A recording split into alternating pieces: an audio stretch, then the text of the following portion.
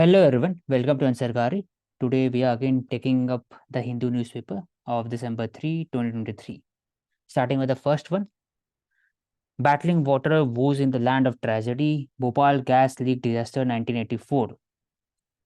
तो इससे बहुत इम्पोर्टेंट केमिकल है जुड़ा हुआ है। तो केमिकल का नाम क्या है प्रवेश? आई थिंक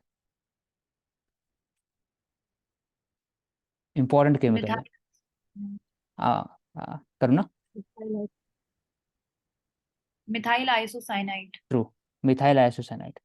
तो यूनियन कार्बाइड फैक्ट्री एक फैक्ट्री था जो अ, एक बेसिकली फर्टिलाइजर कंपनी था।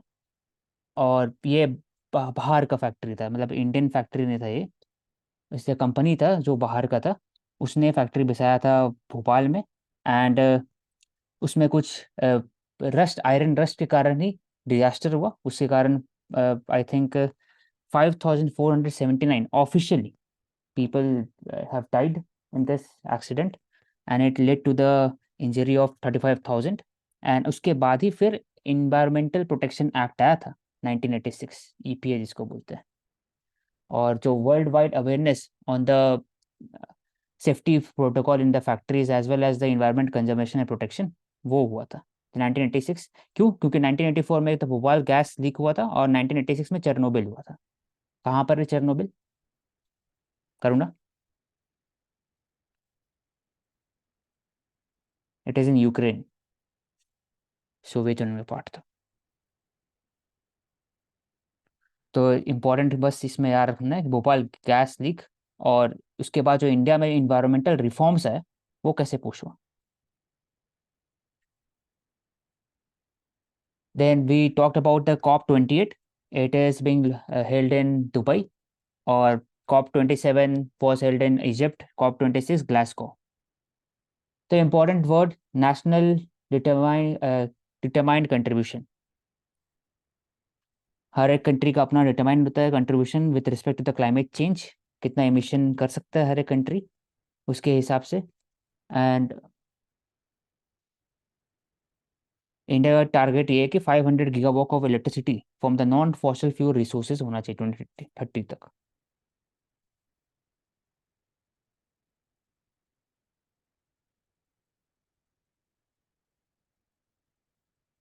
What do mean by urban villages प्रवेश?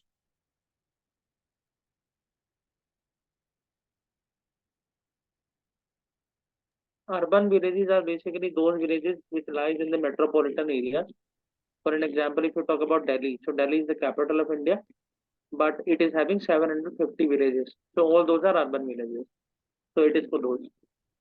हाँ, मतलब कि इसमें विलेज बस नाम का है, लेकिन ओवरऑल हर फैसिलिटी उनके पास होगा। जैसे स्पोर्ट्स फैसिलिटी होगा से लेकर के hospital, better health care facility, then education facility, water, public utility etcetera.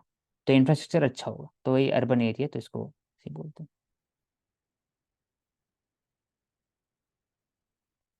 तो येमेन के बाउंड्री आसपास में कौन से कंट्रीज है करुणा?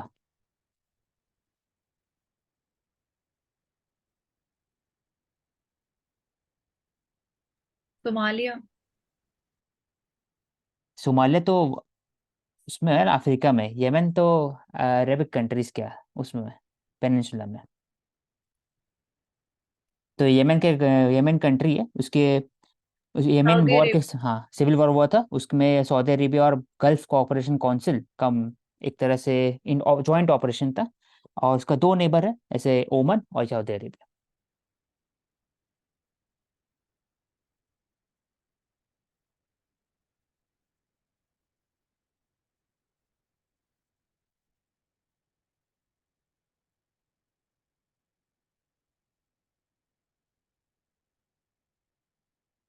ये दिखा देता है कि tribal threaten stir if land taken for the rail project is not returned. तो ट्राइबल कम्युनिटी हैव प्रोटेस्टेड। और ये प्रोटेस्ट होता है, it is a right, fundamental right under article 19 of the Indian constitution. But आप strike नहीं कर सकते, नहीं कि आप वॉयलेंट एक्टिविटीज़ में पार्टिसिपेट कर सकते हैं। आपके पास राइट है कि आप स्मॉल प्रोटेस्ट कर सकते हैं, पिकेटिंग कर सकते हैं। लेकिन देखने को मिलता है कि कहीं कहीं पर चक्का जाम होता है, रेलवेज को आप रोकते हो, रोको रेलवेज, या फिर हाईवे जाम करते हो, तो I think it is not legally supported और इसको हटाया जाता है बाय द एडमिनिस्ट्रेशन।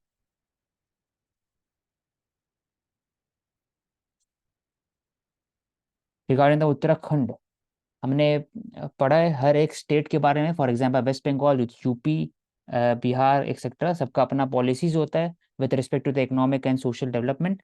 तो यूके का, उत्तराखंड का कुछ पॉलिसीज है with respect to the industries. तो I think two policies very important. First is logistic policy, जो इंडिया का आया था, और कैसे लॉजिस्टिक कॉस्ट इंडिया में है वो 13.1% है, इसको रिड्यूस करना चाहिए 9.1%। तो what is logistic cost basically? Anchal, logistic मतलब क्या हुआ?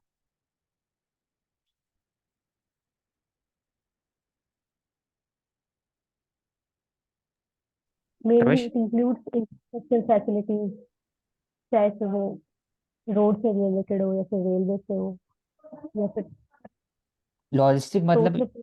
सिर्फ यही है कि raw material, manufactured goods and services, और उसके बाद उनका डायरेक्टली जो ट्रांसपोर्टेशन है। तो बीच का जो है कि रॉ मटेरियल से कौन पहुंचाएगा, कैसे सर्विसेज एलोकेटेड होगा, तो बीच का जो प्रोसेसेस है इसको लॉजिस्टिक बोलते हैं।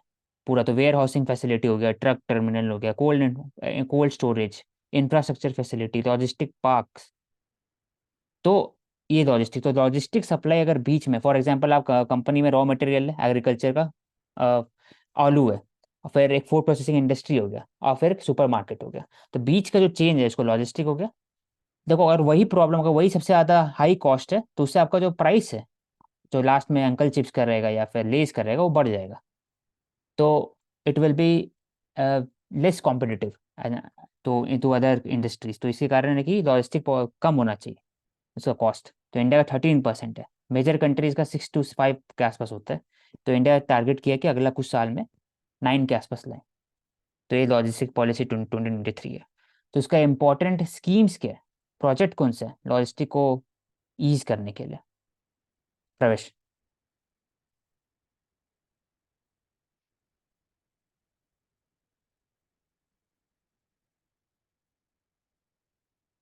करूँ ना? I will have to check on that. तो अगर सिंपल बात कर सकते हैं तो रेलवेज में अगर किसान रेल हो गया, या फिर आप रोड का बात करें तो भारतमाला, सागरमाला, सब तो लॉजिस्टिक के हिसाब से ही। NHAI इनविट जो एक्सप्रेस वे बना रहे हैं, या फिर डेडिकेटेड फ्रेट कॉरिडोर, ये हो गया। उसके बाद फिर आपका बुलेट ट्रेन हो गया, सब लॉजिस्टिक के हिसाब से चल रहा है। उसमें आप डिजिटल इंफ्रास्ट्रक्चर भी जोड़ सकते हो इसमें।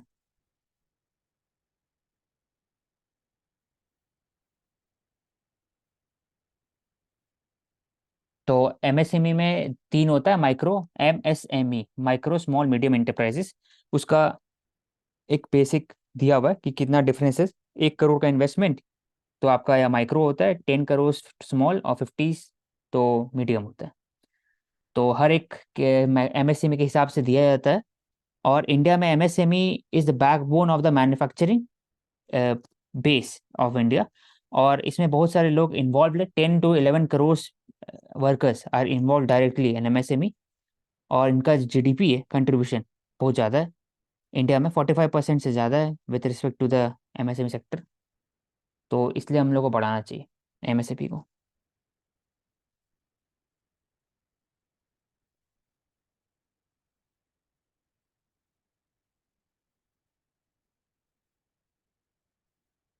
नागार्जुन सागर प्रोजेक्ट, तो Karuna please recall whatever we have discuss yesterday on the Nagarjuna Sagar project.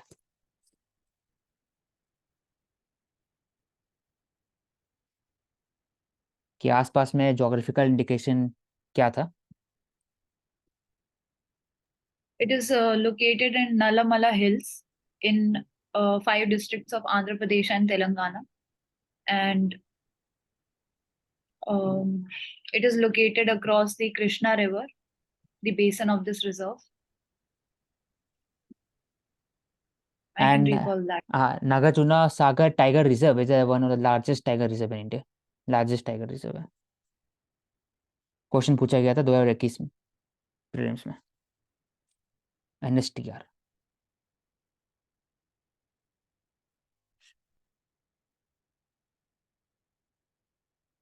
ED, the full form Enforcement Directorate, it is Ministry of Finance and Department of Revenue.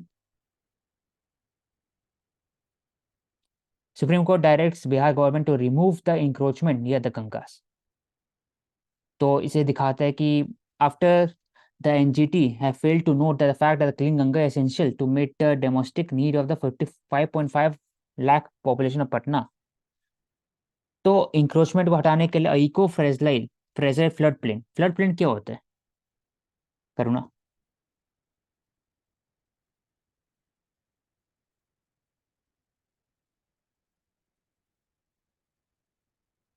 Basically जो एरिया होता है जो रिवर के दोनों साइड पे होता है उसको हम फ्लड प्लेन बोलते हैं।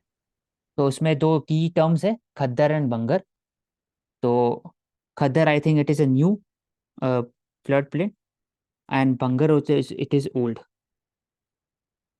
बंगर आज लेस फर्टाइल और खद्दर होता है मोर फर्टाइल होता है। तो ये के और दूसरा कि Article we can also talk about the arsenic contamination.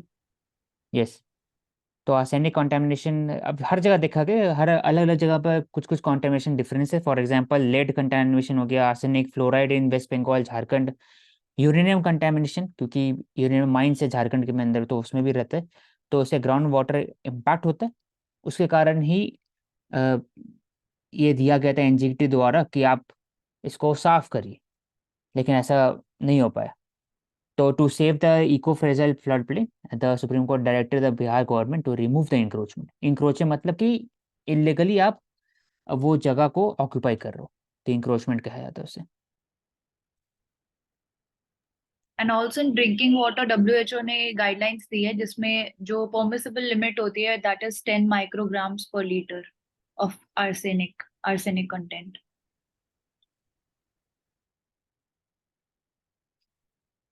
तो regarding the fake notes, NIA conducts searches in 4 states. तो what are the implication of the fake notes? अगर फेक नोट्स सर्कुलेट होते हैं इंडिया के अंदर में तो उससे क्या इम्प्लीकेशन है, क्या घाटा है इंडिया का ओवरऑल? अगर 2 to 3 पॉइंट्स में बोलना है आंचल।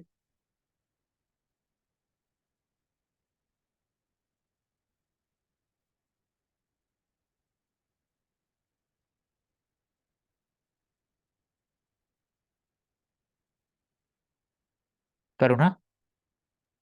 ट्रेड को हैम्पर करेगा, यस, फाइनेंशियल सिस्टम जो है जो पब्लिक ट्रस्ट है फाइनेंशियल सिस्टम में उसको इरोड करेगा विद टाइम, और इन्फ्लेशन रेट्स पे भी आई थिंक इम्पैक्ट करेगा। पहली बात है कि आप फेक नोट्स के द्वारा आप तो इन्फ्लेशन को आप बढ़ा सकते हो, फेक नोट सर्कुलेशन ज़्यादा रहेगा तो। दूसरा कि आप टेररिस्ट एक्टिविटीज़ मनी लॉन्ड्रिंग में आप दे सकते हो, तो for example non state actor के द्वारा जो टेररिस्ट एक्टिविटीज़ होते हैं उसको देते हो।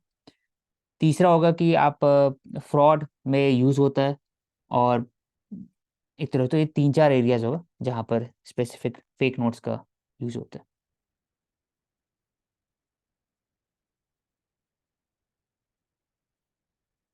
The majority will have its way, but the minority must have its say. प्रवेश, इंटरप्रेट करो इसको। This is showing that the overall plans and the overall governance should be, it happens as per the majority's demands, but the minority must have a say. The minority demands and minorities, aspirations should be taken into account the time you are framing the policy, the time you are implementing the laws. So that is what we can learn from this. और ये तो एक broad element हो गया जो आपने बताया, मैं इसमें स्मॉल एलिमेंट बताऊंगा कि माइनॉरिटी सिर्फ मेजॉरिटी माइनॉरिटी का वो बात नहीं हो रहा है सिर्फ और सिर्फ कि रिलीजियस माइनॉरिटी या लिंग्विस्टिक माइनॉरिटी, उसका बात नहीं हो रहा है। ये बात हो रहा है मेजॉरिटी पॉपुलेशन के अंदर में माइनॉरिटी पॉपुलेशन जिनका थॉट हो सकता है वो डिफरेंट हो in general trend. For example maximum लोग भगवान को मानते हैं, कुछ लोग नहीं मानते हैं हर एक रिलीजन के अंदर में, तो उनका भी से होना चाहिए, से होना चाहिए। साथ ही साथ फिर और भी जगह पर majority people in the same section उसके अंदर माइनॉरिटी पीपल जो डिफरेंट सोचते हैं उनका भी सही होना चाहिए, इसको डिसेंटर कहलाया जाता है। तो डायरेक्ट डिसेंट या फिर क्वेश्चन इन द गवर्नमेंट जो जर्नलिज्म का हो गया इसमें एग्जांपल, या फिर देखा जाए तो जो लोग activities in the culture sphere such as music art theatre, उसमें भी आप ओपिनियन क्रिएट करते हो, पब्लिक ओपिनियन क्रिएट करते हो, वो सब भी माइनॉरिटी में आते हैं। तो या मेजोरिटी का माइनॉरिटी का थॉट प्रोसेस से भी है, और फिर जो लिंग्विस्टिक और रिलीजियस तो है ही।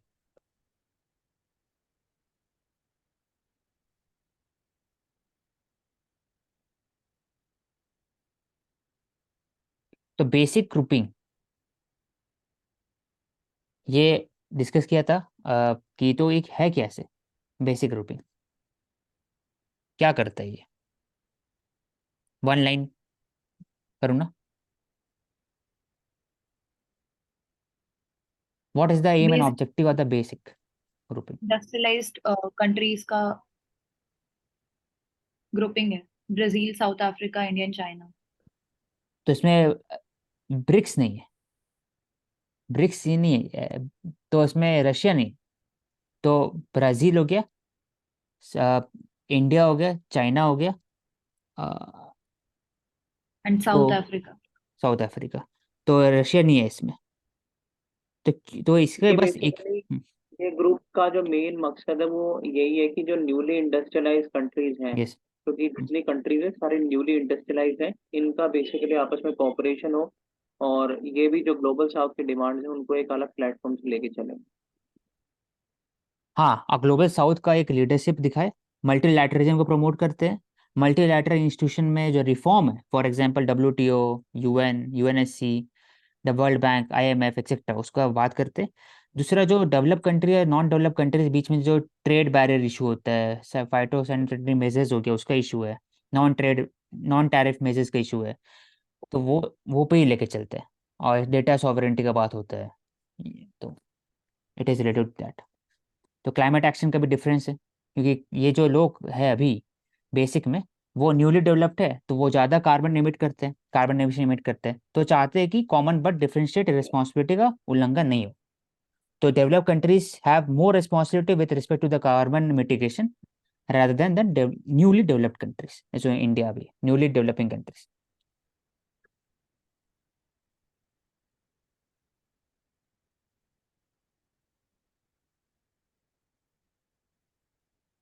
मलेरिया केसेस, तो malaria is basically vector disease, तो ये है क्या मलेरिया आंचल?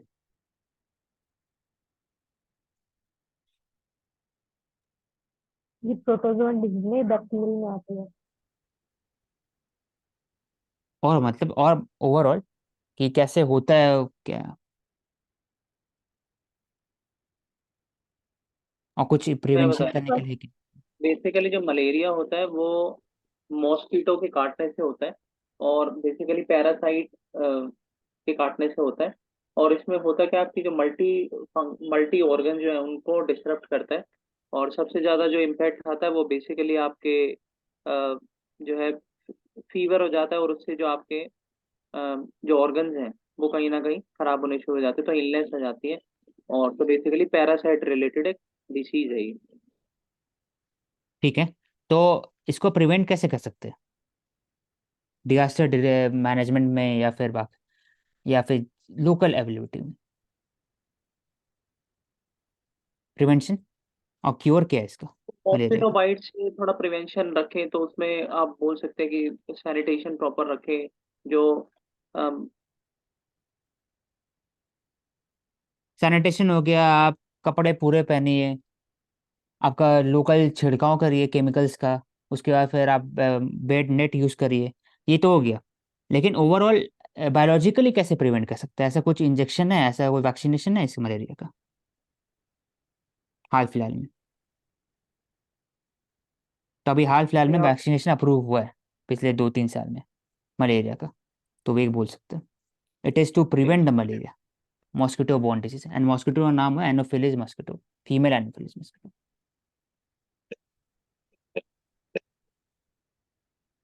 तो RT-R21 matrix M malaria vaccine, it is developed by university of Oxford and serum institute of India. तो सेरम इंस्टीट्यूट ऑफ इंडिया है क्या? तो यू कैन सर्च और डाल दो करना।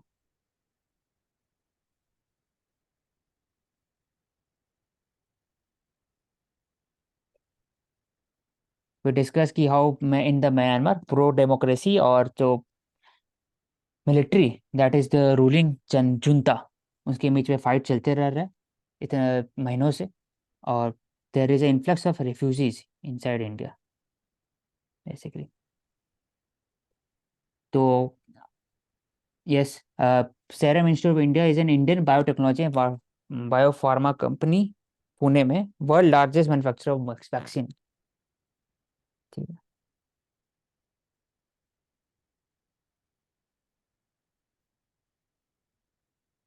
तो यूएस यूके और ऑस्ट्रेलिया से रिलेटेड कुछ एक हाल फिलहाल में एक पैक्ट आया था, उसका नाम दिया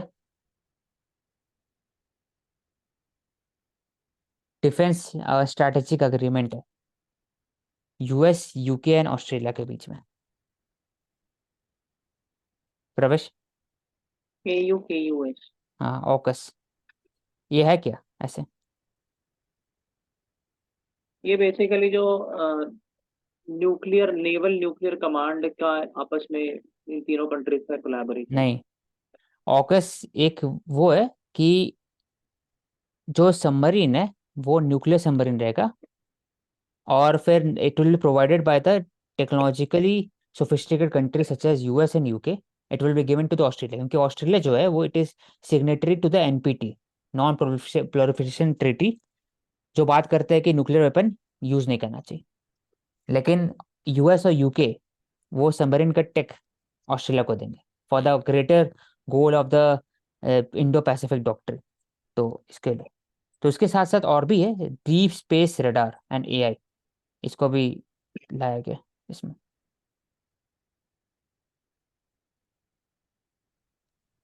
एक्सो planet, what do you mean by exoplanet करूँगा?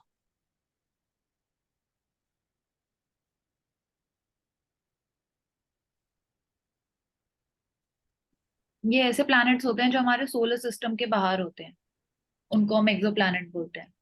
कोई भी स्टार हो गया। तो इसका नंबरिंग कैसे होता है, ऐसे HD 100 11067 ऐसे टाइप पता है? जैसे हम लोग पता है कि अम्फन साइक्लोन का नंबरिंग कैसे होता है, नाम कैसे होता है, तो ऐसा कुछ प्लैनेट का नाम नंबरिंग कैसे होता है? प्रवेश, आइडिया है तुमको? नहीं, मेरे हिसाब से ये तो जो इंटरनेशनल स्पेस अथॉरिटीज है वो ही रखती है इनका नाम। होगा। तो BCG वैक्सीन का full form?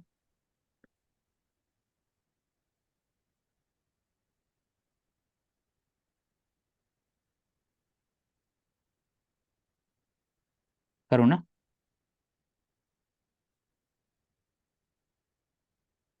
It is something bacillus like bacillus bacillus. एल्बिट। हाँ, बैसिलस का।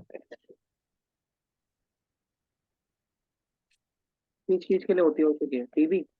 हम्म।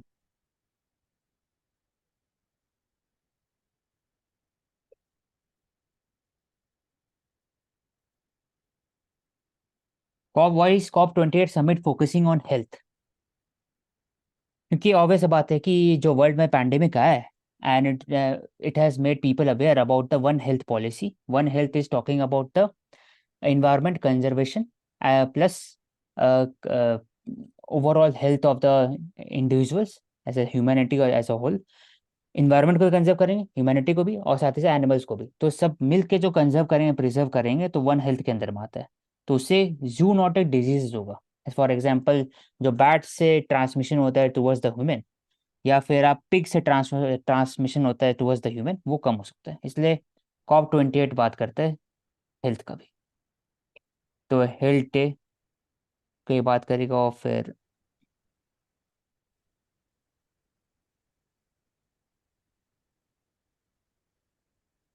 तो इसी बात कर, there is likely to reflect undeniable links between the health and environment. वही बात है कि क्लाइमेट चेंज के कारण डिजीजेस, और जब देखा जाता है कि परमाफ्रोस्ट है, इंटार्कटिक रीजन वो भी मेल्ट हो रहे हैं, तो जो भी बैक्टीरिया थे आज से 10,000 साल पुराने वो भी लाइव आ रहे हैं। तो I think it will impact the human civilisation as a whole. इसलिए क्लाइमेट चेंज को मिटिगेट करने के लिए अ, इसके बारे में बात की यार, vector borne disease such as malaria dengue ये भी बढ़ेगा और it will affect the poor and marginalised section of society mostly in India.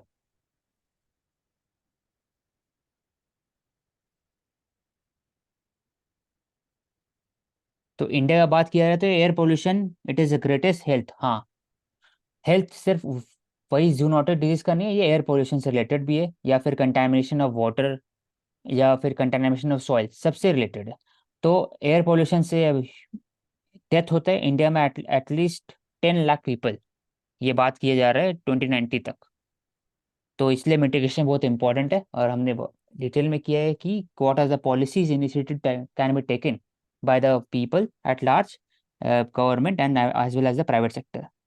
The life mission is very important in this aspect, which is talking about the behavior change among the people with regarding to the mitigation of climate change, कि कैसे आप अपनी ज़िंदगी में अब change करोगे overall, कि अब 3R इकोनॉमी, रीयूज रिसाइकिल को अपनाओगे, या फिर आप दूसरा कि आप कार पूलिंग करोगे, या आप क्लाइमेट फ्रेंडली टेक्नोलॉजी को यूज़ करोगे, ग्रीन एनर्जी को यूज़ करोगे। तो लाइफ मिशन है इसका पार्ट।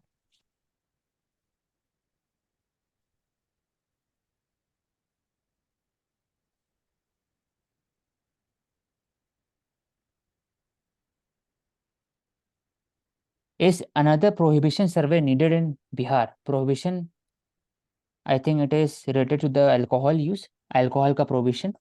तो Bihar, Gujarat, Assam states we have which have banned alcohol, और वहाँ हाउस टू हाउस सर्वे होता है to assess the impact of the liquor prohibition in Bihar.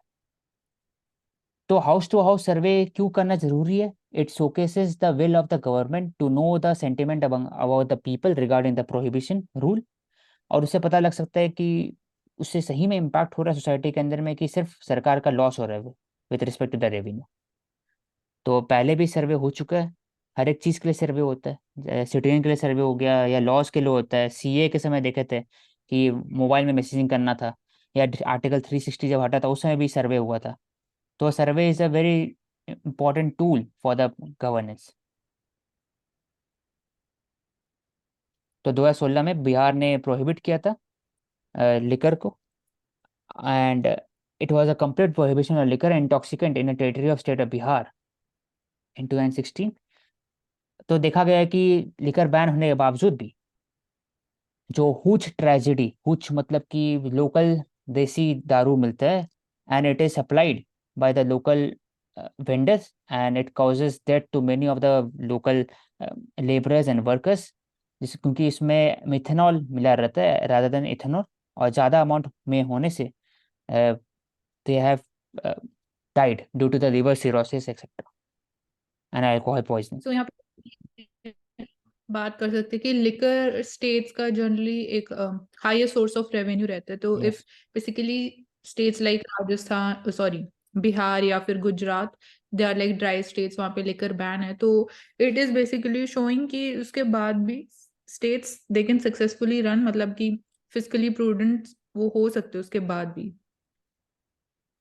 Yes, और सिर्फ लिकर के साथ साथ और भी जगह रेवेन्यू सोर्सेस किया है। तो एक crude oil, petrol and diesel भी है, एंड थर्ड इज गैम्बलिंग, वो भी स्टेट का अधिकार होता है उसके ऊपर, गैम्बलिंग के ऊपर भी, और अल्कोहल तो ही गया। तो अभी तक मैं बात किया है कि over 1.6 crore litre of illegal IMFL, that is Indian made foreign liquor, and 97 lakh liter was seized in their state since April 2016. Special court exercise have been made functional awareness program like street play। कैसे awareness कर सकते हो? Street play, poster, slogans, और online social media hashtag etcetera इसको use कर सकते हैं for the awareness among the people.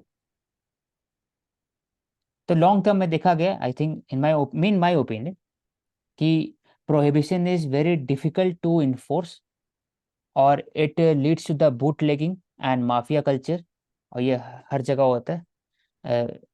तो बिहार में भी ऐसा है कि पहले सरकार के तिजोरी तिजोरी में जाता था पैसा, अभी माफिया के पास जाता है वही पैसा, या फिर पॉलिटिकल पार्टी का डोनेशन जाता है। तो I think any other thing should be regulated rather than banned, क्योंकि ये लिखा हुआ ना, illegal liquors have been fallen into the state through states like Uttar Pradesh, Jharkhand, West Bengal और नेपाल से भी आ रहा है। तो इनोवेटिव वे गैस सिलेंडर के अंदर में लिकर या फिर वेजिटेबल सैक्स के अंदर में, एम्बुलेंस के अंदर में लेके दिया, मतलब उसमें स्मगलिंग हो रहा। Unnecessary clogging of the courts, already courts के पास इतना पेंडिंग केसेस है, तो इससे और बढ़ते जा रहा।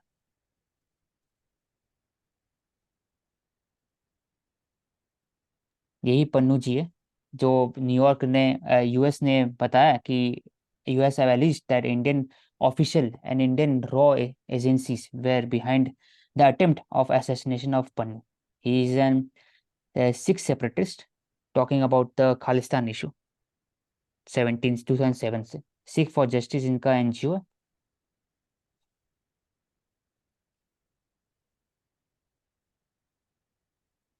India will be the largest cotton producer। तो कॉटन से रिलेटेड इंडिया में क्या इशू है मानसी? कॉटन से रिगार्डिंग अभी यही है कि बेसिकली जो कॉस्ट ऑफ प्रोडक्शन है वो इंक्रीज हो रही है फार्मर्स की, और जो एमएसपी उनको मिल रहा है, जो मार्केट प्राइसेस है वो कंपैरेटिवली लोअर है, तो उसकी वजह से एक तो ये इशू है। प्लस सेकंड इशू जो क्लाइमेट चेंज की वजह से हो रहा है, उनका जो हार्वेस्ट है या जो यील्ड है वो इम्पैक्ट हो रही है। सो जो उनका स्टैंडिंग क्रॉप है वो डिस्ट्रॉय हो जाता है बिकॉज ऑफ अगर हेल स्टॉर्म्स आ जाते हैं या इवन स्ट्रॉन्ग विंड्स भी ब्लो करने लग जाती हैं तो। ठीक। And I will add one more thing, two more thing, कि इंडिया में जो कॉटन इंडस्ट्री है it is basically in the mostly in the MSME sector, और उनको टक्कर दिया जा रहा है मोस्टली टेक्सटाइल इंडस्ट्री में बाय द बांग्लादेश, क्योंकि वहाँ पर लेबर कॉस्ट भी कम है और एफिशिएंसी भी ज़्यादा है।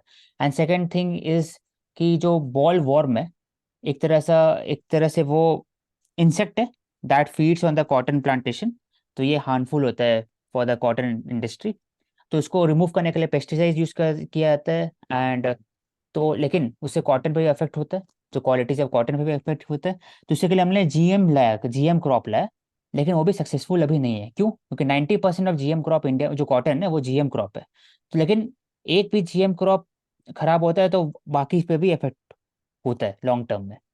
तो एक तरह से humanisation of the cotton species हो चुका है इंडिया में, तो डाइवर्सिटी कम होने के कारण एक्सटिंक्शन में खतरा है।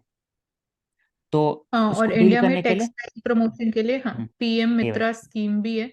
सो जैसे कि बोला अभी आपने कि बांग्लादेश से कंपटीशन है, so again textile parks create किए जा रहे हैं so that again logistics cost हम रिड्यूस कर सके, एफिशिएंसी और इंक्रीज हो सके, सारी चीजें बेसिकली उस एक पर्टिकुलर एरिया के अंदर ही अवेलेबल होंगी। तो इस तरीके से बेसिकली और जॉब अपॉर्चुनिटीज भी क्रिएट होगी और एक तरीके से स्पेशलाइजेशन क्रिएट हो सकती है। इम्पोर्टेंट टर्म्स, की terms with respect to the cotton industry is, आप इसको याद कर लो ऐसे, cotton textile, technical textile, textile जिसमें आप इन टेक्नोलॉजी यूज कर सकते हो। फॉर एग्जांपल तो उसको फंक्शनल यूज के लिए, यूटिलिटी पर्पस के लिए, फॉर एग्जांपल आप स्पोर्ट्स में इसको बूट्स बनाते हो, फायर इक्विपमेंट हो गया सेफ्टी के लिए, या फिर सोल्जर्स के लिए आप कपड़े बनाते हो, टेक्निकल टेक्सटाइल का पार्ट है। तो पीएम मित्रा स्कीम है that is talking about the mega textile park, जैसे बल्क ड्रग पार्क का बात करते हैं वैसे ही मेगा टेक्सटाइल पार्क का इसमें मित्रा। और इसके बाद फिर Kasturi cotton, it is being introduced, और हर एक के लिए जीआई टैग कर सकते हैं इंडिया में, कुछ पर्टिकुलर क्रॉप में जीआई टैग दे सकते हैं। ड्रोन बेस्ड पेस्टिसाइड ये भी यूज कर सकते हैं। And cotton value chain, local vocal for local जो बात होता है कॉटन में भी कर सकते हैं। तो I think all these are key important terms which we can remember. तो इंडिया टी प्रोडक्शन, इससे रिलेटेड इंडिया टी बोर्ड है, तो स्टैट्यूटरी बॉडी है कि एग्जीक्यूटिव बॉडी है? करूँ ना?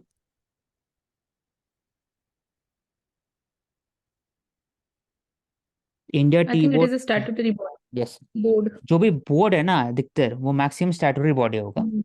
और बोर्ड है for the promotion of the T, तो प्रमोट जब ऐसे ही करेगा फॉर द एक्सपोर्ट या फिर उसको रेवेन्यू बढ़ाने के लिए, तो मिनिस्ट्री ऑफ कॉमर्स के अंदर में रहने वाला है।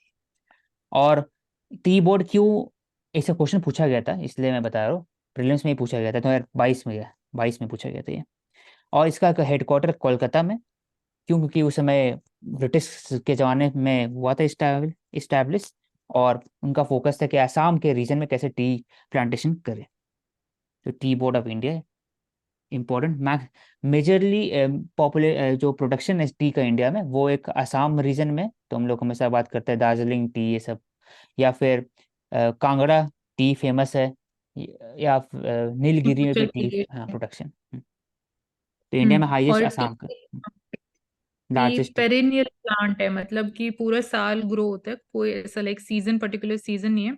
ट्रॉपिकल और सब ट्रॉपिकल कंडीशंस और रीजन्स दोनों में ग्रो होता है। एंड टेम्परेचर की अगर रेंज की बात करें तो 13 डिग्री से 32 डिग्री सेल्सियस।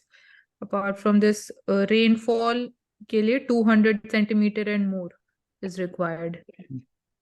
और बताओ मानसी, किसको कैसे प्रमोट कर सकते हैं टी को दुनिया भर में? एक तो जो हम ट्रेड करते हैं उसमें phyto sanitary and sanitary measures जो रहता है उसमें टी स्टैंडर्ड्स जो इंडिया के वो मीट करना है, उसके through it can be exported and जो हम बोल सकते हैं कि goodwill can be earn.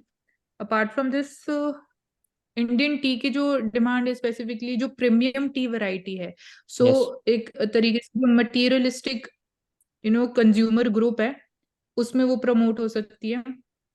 And और वी आर सीइंग कि ई कॉमर्स के थ्रू वी आर सीइंग कि एक्सपेंशन हो रहा है लार्ज कंज्यूमर इसमें मार्केट्स में यस, अचीव।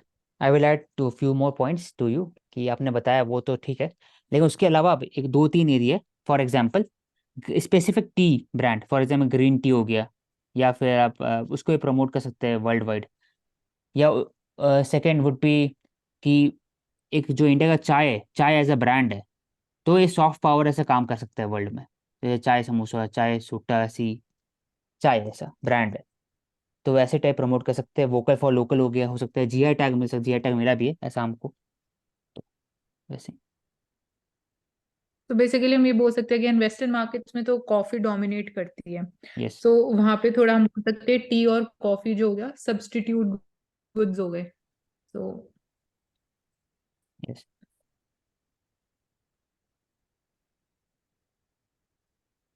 सिल्क यारा टनल,